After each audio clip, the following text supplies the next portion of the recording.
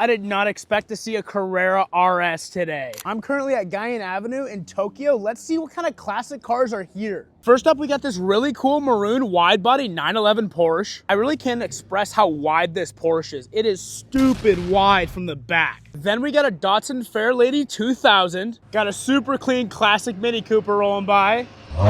Super clean maroon AW11 that's supercharged with T-tops on it. This is sick. A car I would never expect to see here in Japan, a Ford Falcon, a BMW M6 E24. I could fit this car in my pocket. This is a Fiat Abarth 595. This pretty cool Lancia that looks like a rally build with the white wheels. And finally, a bright red Ferrari 308.